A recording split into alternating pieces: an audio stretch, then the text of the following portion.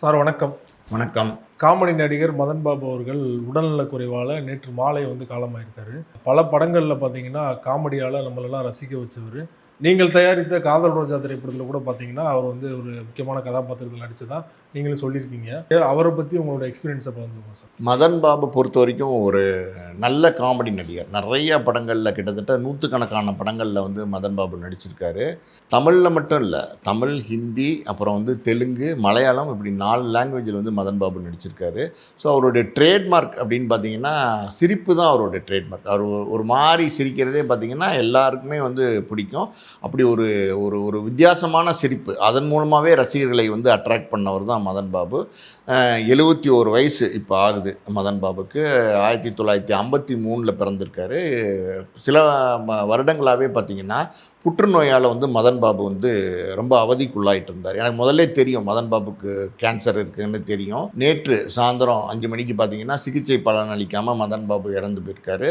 உண்மையாலுமே பார்த்திங்கன்னா மதன் பாபுலாம் ரொம்ப டீசெண்டான ஜென்டில்மேன். சினிமாவில் ஒரு சிலர் தான் அப்படி இருப்பாங்க. அப்படி ஒரு கேரக்டர் தான் மதன் பாபு.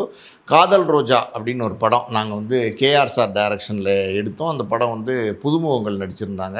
அந்த படத்தில் ஒரு முக்கியமான கதாபாத்திரத்தில் மதன் பாபு நடிச்சிருந்தார். அந்த படப்பிடிப்பின் போது பார்த்திங்கன்னா மதன் பாபு ரொம்ப காமெடியாக, ரொம்ப ஜாலியாக, கலகலப்பாக எல்லாரோடையுமே, செட்டில் இருக்கிற எல்லாரோடையுமே நல்லா பேசி பழகுவார்.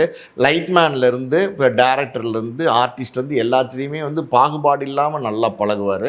ஸோ சாப்பாட்டு பிரியர் மதன் பாபுவை பொறுத்த வரைக்கும். சாப்பாட்டு பிரியர், வெஜிடேரியன் தான் சாப்பிடுவார். ஆனால் நல்லா ருசித்து சாப்பிடுவார். அவர் சாப்பாடு வெளியில் சாப்பிட்டா நல்லா இருக்காது அப்படின்னு சொல்லிட்டு மத்தியானம் பார்த்திங்கன்னா அவரோட வீட்டிலேருந்து தான் சாப்பாடு வரும். மத்தியானம் அவருடைய வீட்டிலேருந்து பார்த்திங்கன்னா அவங்க மனைவி சமைச்சு அனுப்புவாங்கன்னு நினைக்கிறேன். அதில் பார்த்திங்கன்னா எல்லாமே வெஜிடேரியன் ஃபுட்டு, ரொம்ப டிஃப்ரெண்ட்டாக இருக்கும். ஒரு தடவை பார்த்திங்கன்னா அவர் ஒரு வத்த குழம்பு, ரொம்ப சுண்ட வச்ச ஒரு வத்த குழம்பு, அது பிராமின்ஸ் தான் அந்த மாதிரியான ஒரு குழம்பு பண்ண முடியும். அதாவது தண்ணியாகவே இருக்காது, ரொம்ப திக்காக இருக்கும். கொஞ்சோண்டு ஒரு அரை ஸ்பூன் எடுத்து நீங்கள் சோறில் போட்டு பரட்டி சாப்பிடுவீங்கன்னா அந்தளவுக்கு டேஸ்ட்டாக இருக்கும். ஸோ யூனிட்டில் உள்ள நிறைய பேர் பார்த்திங்கன்னா அந்த வத்த குழம்பு அன்றைக்கி போட்டு சாப்பிட்டாங்க. நானுமே அன்றைக்கி அவர் கொடுத்த வத்த குழம்பு சாப்பிட்டேன். ரொம்ப நல்லா இருந்துச்சு. ஸோ எப்படி சொல்கிறது, மதன் பாபு அவர் ஒரு ஜென்டில்மேன் அப்படின்னு தான் நம்ம சொல்லணும். காதல் ரோஜா படப்பிடிப்பில் இன்னொரு சுவாரஸ்யமான விஷயம் ஒன்று இருக்குது. அது என்ன அப்படின்னா, அந்த நேரத்தில் தான் அந்த பெப்சி படைப்பாளிகள் அந்த பிரச்சனை நடந்துட்டு இருந்துச்சு. எனக்கு தெரிஞ்சு 97 படப்பிடிப்பு நடந்துச்சுன்னு நினைக்கிறேன். அந்த நேரத்தில் பெப்சி படைப்பாளிகள் பிரச்சனையினால் எந்த படப்பிடிப்புமே நடக்காமல் இருந்துச்சு. மதன் பாபு வச்சு ஒரு 2 நாள் மட்டும் படப்பிடிப்பு நடத்துனா ஷூட்டிங் டோட்டலாகவே அந்த காதல் ரோஜா படத்தை முடிச்சிடலாங்கிற ஒரு சிச்சுவேஷன். ஆனால் பார்த்திங்கன்னா படப்பிடிப்பை தொடர முடியாத ஒரு நிலைமை இருந்துச்சு. அதாவது ரகசியமாக யூனிட்டை சொல்லி கேமராலாம் ஏற்பாடு பண்ணி சில நேரங்களில் சில தயாரிப்பாளர்கள் படத்தை முடிக்கணுமே அப்படிங்கிற நிர்பந்தத்தில் படப்பிடிப்பு நடத்தினாங்க. தெரியாமல் மறைமுகமாக நடத்தினாங்க. அது பெப்சி உள்ளவங்க தெரிஞ்சு பிரச்சனையெல்லாம் பண்ண நிறைய சிச்சுவேஷன்ஸ்லாம் அந்த காலத்தில் நடந்துச்சு. அப்படி இருக்கும்போது ஒரு 2 நாள் மதன் பாபுவோடைய ஒத்துழைப்பு, அதாவது அவர் படப்பிடிப்புக்கு நடித்து கொடுத்தா படத்தை முடிக்கலான்னும் போது அவர்கிட்ட ஃபோன் பண்ணி, சார் நீங்கள் இந்த மாதிரி ஒரு 2 நாள் மட்டும் இந்த படத்துக்கு எப்படியாவது கோஆப்ரேட் பண்ணுங்கள் அப்படின்னும் போது அப்போ நேரம் தடை, அதாவது நடிகர்கள்லாம் போகக்கூடாதுன்னு ஒரு தடை இருந்துச்சு அந்த காலகட்டங்களில்.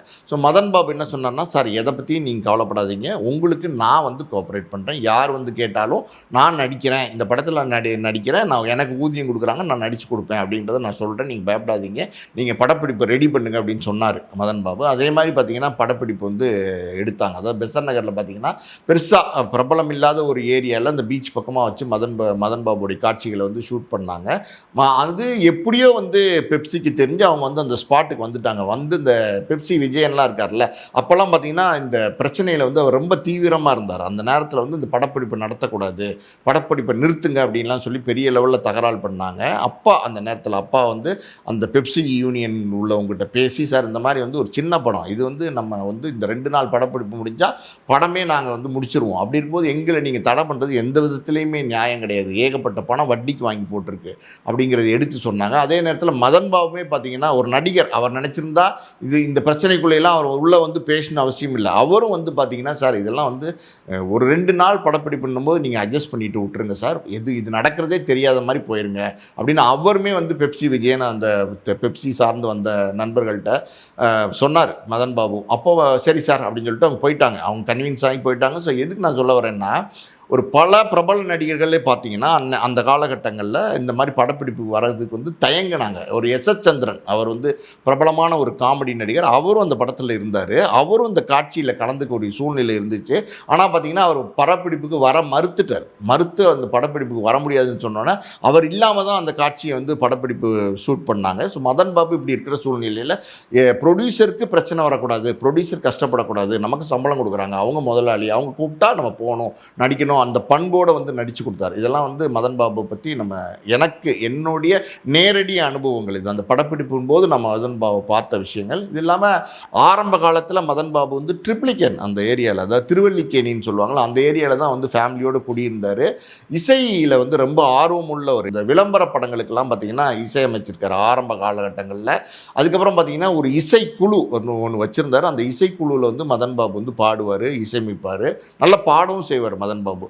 மதன் பாபுடைய மனைவி, அவங்க பேர் சுசீலான்னு நினைக்கிறேன். அவருடைய ஆசையா சார்? இல்லை, இசை தான் அவர் மெயின். இசை கச்சேரி நடத்துறது, இசைக்குழுவில் வந்து இப்போ நிறைய பாடல்கள் எல்லா இடங்கள்லையும் போய் திருமண விழாக்கள் இந்த மாதிரி நிகழ்ச்சிகள் எல்லாம் பாடுறது, அந்த ட்ரூப் தான் அவர் நடத்திட்டு இருந்தார். இசை ஆர்வம் தான் மதன் பாபுக்கு இயல்பாக வந்து அதிகமாக உள்ள விஷயம். அதாவது இசைக்காண்டி தான் வந்தார் சினிமாவுக்கு. ஆனால் பிரபல இசையமைப்பாளராக வர முடியல, ஜெயிக்க முடியல. ஒரு ஒரு ஒரு எப்படி சொல்கிறது, பெரிய வெற்றி அவருக்கு கிடைக்கல இசையமைப்பாளராக. ஆனால் நடிக்கிறதுக்கான ஒரு வாய்ப்பு, அதை பற்றி பேசுறதுக்கு முன்னாடி அவங்க மனைவி அவங்களும் பார்த்திங்கன்னா ஒரு நல்ல பாடக்கூடியவருங்க. அவங்க பேர் சுசீலா. அதுக்கப்புறம் மகள், அவங்களும் பார்த்திங்கன்னா நல்ல பாடக்கூடியவங்க. இவங்க எல்லாமே பார்த்திங்கன்னா ஒரு குடும்பமாக வந்து கச்சேரிகள் நடத்துவாங்க எல்லா இடங்களுக்கும் போய். இது வந்து வழக்கமாக வச்சுருந்த மதன் பாபு. இந்த காலகட்டங்களில் பார்த்திங்கன்னா பாலு மகேந்திரா நீங்கள் கேட்டவைன்னு ஒரு படம் எடுக்கிறாரு. அந்த படத்தில் வந்து மதன் பாபு வந்து ஒரு இசை கச்சேரி, அது வந்து பார்த்திங்கன்னா தியாகராஜன் நடிச்சிருப்பார் அந்த படத்தில். அவர் வந்து ஒரு இசை குழுவில் தான் இருப்பார் தியாகராஜன் கதைப்படி. அந்த இசை கச்சேரியில் ட்ரம்ஸ் வாசிக்கிற மாதிரி பின்னாடி வந்து சும்மா சின்ன கதாபாத்திரம், அது டயலாக்லாம் இருக்காது. பாட்டில் கூட வருவார் நினைக்கிறேன். ஆமாம், பாட்டில் மதன் பாபு இருப்பார். ஆமாம், அந்த பாட்டில் வருவார். ஸோ அப்படி வந்து அது வந்து எப்படி சொல்கிறது, டயலாக்லாம் இல்லை, அட்மாஸ்பியர்னு சொல்லுவாங்க சினிமாவில். அந்த மாதிரி ஒரு கதாபாத்திரத்தில் தான் முதல்ல வந்து மதன் பாபு வந்து நடிக்க வைக்கிறாரு. அதுக்கப்புறம் மதன் பாபுடைய திறமைகள் அதை வந்து பாலச்சந்தர் அவர் வந்து கண்டெடுத்து மதன் பாபு வந்து ஜாதி மல்லி அப்படிங்கிற படத்தில் வந்து மதன் பாபு அறிமுகப்படுத்துகிறாரு.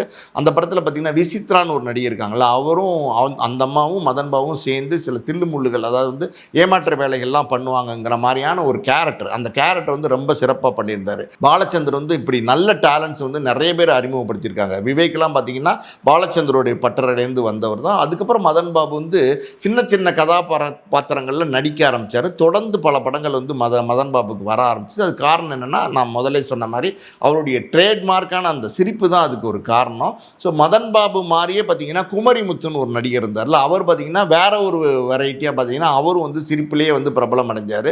ஸோ இந்த ரெண்டு பேரும் சினிமாவில் குமரிமுத்து மதன் பாபுலாம் பார்த்திங்கன்னா ஒரே காலகட்டங்களில் சினிமாவில் ட்ராவல் பண்ண நடிகர்கள், ஒரு நண்பர்கள். இவங்க வந்து ஒரே மாதிரியான, அதாவது இவரும் ஒரு சிரிப்பு தான் அவருக்கு ஒரு அடையாளமாக இருந்துச்சு, குமரிமுத்துக்கும் சிரிப்பு தான் ஒரு அடையாளமாக இருந்துச்சு. ஸோ இப்படி நிறைய, அதாவது மதன் பாபு பற்றி சொல்லணும்னா பல விஷயங்களை நம்ம தொடர்ந்து சொல்லிக்கிட்டே போகலாம். நிறைய படங்களில் பெரிய பெரிய வெற்றி படங்கள்ல எல்லாம் மதன் பாபு நடிச்சிருக்காரு. அதாவது 100க்கு மேற்பட்ட படங்களில் நடிச்சிருக்காரு. கிரி அந்த படத்தில் பார்த்திங்கன்னா மதன் பாபு, அந்த வடிவேலு வந்து பார்த்திங்கன்னா ஒவ்வொரு தடவையும் மதன் பாபு ஹாஸ்பிட்டல்லேருந்து டிஸ்சார்ஜ் ஆகி வருவார். வந்தோடனே பார்த்திங்கன்னா வடிவேலு வந்து மாடியிலேருந்து தொப்புன்னு வந்து மதன் பாபு மேலே வருவார், மறுபடியும் ஹாஸ்பிட்டல் போவார், மறுபடியும் வருவார், மறுபடியும் போவாருங்கிற மாதிரியான ஒரு கதாபாத்திரம். அதை வந்து ரொம்ப சூப்பராக பண்ணியிருந்தார். அது இல்லாமல் ஃப்ரெண்ட்ஸ் படத்தில், அதாவது இதோ வந்துட்டேன் அப்படிங்கிற மாதிரி அந்த கதாபாத்திரம். இன்னும் நிறையா மதன் பாபு பற்றி சொல்லணும்னா நம்ம வசூல் ராஜா, எம்பிபிஎஸ், ஆசை, அப்புறமா பிரியமான தோழி, அந்த படத்தில் பார்த்தீங்கன்னா மதன் பாபு வந்து ரொம்ப சூப்பராக பண்ணியிருப்பார். எத்தனையோ படங்கள் மதன் பாபு பற்றி சொல்லணும்னா பல படங்கள் சொல்லலாம். இன்னொரு எக்ஸ்க்ளூசிவான விஷயம் என்னென்னா, ஏஆர் ரோமான் இருக்கார் இல்லையா, அவர் வந்து ஜிங்கிள்ஸ் எல்லாம் வாசிச்சுட்டு இருக்கும்போது மதன் பாபுடைய கச்சேரியில் வந்து ஏஆர் ரோமான் வாசிச்சிருக்காரு. மதன் பாபுக்கும் ஏஆர் ரோமானுக்கும் ஒரு நல்ல நெருக்கமான ஒரு நட்பு இருந்துச்சு. அதாவது வந்து ஏஆர் ரோமான் பெரிய லெவலில் மதன் பாபுவை மதிக்கக்கூடிய ஒரு நபராக மதன் பாபு இருந்தார். காரணம் என்னென்னா, ஆரம்ப காலத்தில் ஏஆர் ரோமான் வாய்ப்புகள் பெருசாக இல்லாத காலகட்டங்களில் அவருக்கு தொடர்ந்து மதன் பாபு அவருடைய கச்சேரிகளில் வந்து வாய்ப்பு கொடுத்து அவரை பயன்படுத்திக்கிட்டாரு. ஸோ அந்த மரியாதை வந்து ஏஆர் ரஹ்மானுக்கு மதன் பாபு மேலே இன்றைக்கும் இருக்குது. அதன் மதன் பாபு பொறுத்து இன்றைக்கி என்னென்னா ஒரு நல்ல படித்த மனிதர், நல்ல பண்பான மனிதர், யார்கிட்டையும் பழகிறதுக்கு வந்து ரொம்ப எளிமையாக பழகுவார், ரொம்ப சிரித்த முகமாக தான் எப்போவுமே இருப்பார். எப்போ நீங்கள் மதன் பாபு பார்த்தீங்கன்னாலும் எந்த காலத்துலேயுமே வந்து கன்னத்தில் கை வச்சுட்டு சோகமாகவே இருக்க மாட்டார். எப்போவுமே கலகலன்னு சிரிச்சுக்கிட்டு தான் இருப்பார். ஸோ இந்த இந்த இந்த இந்த மதன் பாபுங்கிற கேரக்டர் சினிமாவில் பல பேருக்கு நண்பர்களாக இருந்திருக்காரு. சினிமாவையும் தாண்டி சின்னத்திரையிலையும் பார்த்தீங்கன்னா அசத்த போவது யாரு அப்படிங்கிற நிகழ்ச்சியில் ஜட்ஜாக இருந்திருக்காரு இல்லையா? சன் டிவியில் வந்து அசத்து போவது யார் நிகழ்ச்சியில் வந்து மதன் பாபு வந்து ரொம்ப பிரபலியம். அதாவது வந்து பெரிய லெவலில் அந்த ஷோ வந்து ரீச் ஆச்சு. அந்த காலகட்டங்களில் பார்த்திங்கன்னா பெரிய பேர் மதன் பாபுக்கு கிடச்சிச்சு. ஸோ நிறையா அதே மாதிரி நிறையா டிவி ஷோஸில் நடுவராக இருந்திருக்காரு. நிறைய விழா மேடைகளில் வந்து மிமிக்ரி பண்ணி காமெடி பண்ணி காமிச்சிருக்காரு. அவர் நிறைய பேட்டிகள் கொடுத்துருக்காரு. நிறைய பேட்டிகளில் எல்லா பேட்டிகள்லையும் பார்த்திங்கன்னா அவருடைய ட்ரேட்மார்க்கான சிரிப்பு அதை பலவிதமாக செஞ்சு காமிச்சிருக்காரு. அதாவது அந்த கண்ணை மூடிட்டு எப்படி சிரிப்பாங்க, கண்ணை திறந்துக்கிட்டு எப்படி சிரிப்பாங்க, இப்படி அவருடைய ட்ரேட்மார்க் சிரிப்பே பல விதமாக வேறு டைப்பாக வந்து அவர் பண்ணி காமிச்சிருக்காரு. மொத்தத்தில் பார்த்தீங்கன்னா எல்லாரையும் என்டர்டெயின் பண்ணக்கூடிய ஒரு நல்ல மனிதராக இருந்தார். சமீபத்தில் இந்த நோய் அது யாருக்கு எப்போ வரும்னு யாராலையும் சொல்ல முடியாது. ஆமாம், கேன்சர். அதனால் பார்த்தீங்கன்னா கொஞ்சம் சில வருடங்கள் வந்து அவதிப்பட்டு இறந்துட்டார். கஷ்டமாக இருந்தாரா சார்? இல்லைனா வந்து ஓரளவு வந்து மருத்துவ செலவுலாம் அவரே பார்த்துக்கிட்டாரா? அந்த மாதிரி ஏதாவது தகவல் இருக்கா? இல்லை யாராவது உதவி பண்ணாங்களா சினிமா துறையிலேருந்து? இல்லை மதன் பாபு உடம்பு சரியில்லாமல் இருந்தது பெருசாக யாருக்கும் தெரியுமா அப்படின்னு எனக்கு தெரியல. ஆனால் வந்து மதன் பாபு பொறுத்த வரைக்கும் பார்த்தீங்கன்னா அவர் வந்து ஓரளவுக்கு ஒரு ரீசனபிளான ஒரு இன்கம் ஏர்னிங்கில் தான் இருந்தார் கடைசி வரைக்கும். அவர் குடும்பத்தில் உள்ளவங்க எல்லாருமே வந்து இசை கச்சேரியில் வந்து பயணிச்சுட்டே இருக்கிறதுனால ஒரு வருமானம் ஒன்று வந்து வந்துக்கிட்டே தான் இருந்துச்சு. படங்கள்லேயும் தொடர்ந்து பார்த்திங்கன்னா அப்போ சம்பளங்கள் வந்துக்கிட்டு தான் இருந்துச்சு. பெருசாக டிமாண்ட் பண்ண மாட்டார். பெருசாக இந்த சம்பளம் கொடுத்தா தான் வந்து நடிப்பேன்னு சொல்ல மாட்டார். கரார் காட்ட மாட்டார். இத்தனை மணிக்கு வரணும், இது வேணும், அது வேணும், எந்த டிமாண்ட்ஸும் வைக்க மாட்டார். ஸோ சினிமா வட்டாரத்தில் மதன் பாபுன்னு நீங்கள் போய் சொன்னீங்கன்னா நல்ல மனிதர் அப்படின்னு சொல்லுவாங்க எல்லாருமே. அந்த மாதிரி இருந்தார். ஸோ வந்து பொருளாதார ரீதியாக வந்து மதன் பாபுக்கு எந்த பிரச்சனையும் இருந்திருக்கும்னு நான் நினைக்கல. சினிமா துறையில் அவர் வந்து பெரிதளவில் பேட்டி கொடுத்து பார்த்ததில்லை. சினிமாவை தாண்டி அந்த சின்னத்திரையை தாண்டி அவருடைய நட்பு வட்டம் அப்படிங்கிறது எந்த அளவு சார் இருந்தது? சினிமா துறையில் நிறைய பேர் ஒரு நட்பாக இருந்தாங்களா? இல்லை மதன் பாபுக்கு கிட்ட வந்து கமல், அப்புறம் கிரேசி மோகன், மௌலி, இப்படி நிறைய பேர், எஸ்வி சேகர், இவங்க எல்லாருமே நண்பர்களாக இருந்தாங்க. காரணம் ஒய்ஜி மகேந்திரன். இவங்க காரணம் என்னென்னா இவங்கெல்லாம் பார்த்திங்கன்னா அந்த காலத்தில் வந்து கச்சேரிகள், நாடகங்கள் இப்படி ஒரே காலத்தில் வந்து பயணித்தவங்க. அதனால் வந்து ஒரு காலத்தில் பயணித்ததுனால அந்த நட்பு அது வந்து கடைசி வரைக்கும் மதன் பாபுவோட நிறைய பேர் தொடர்ந்து நட்பாக இருந்தாங்க. நான் இன்னொரு விஷயம் சொன்னேன்ல, மதன் பாபு வந்து பழகிறதுக்கு ரொம்ப எளிமையான மனிதர். எந்த இடத்துலையும் பார்த்திங்கன்னா ஒரு ஈகோ காட்டுறதோ ஒரு திமிர் காட்டுறதோ அந்த மாதிரி இல்லாத ஒரு மனிதராக இருந்ததுனால எல்லாருமே மதன் பாபு கிட்ட வந்து அன்பாவும் பிரியமாக தான் கடைசி வரைக்கும் இருந்தாங்க. ரொம்ப நன்றி சார். மதன் பாபு அவர்கள் குறித்து பல்வேறு தகவல்களோடு பகிர்ந்து கொண்டீங்க. மிக்க நன்றி. நன்றி.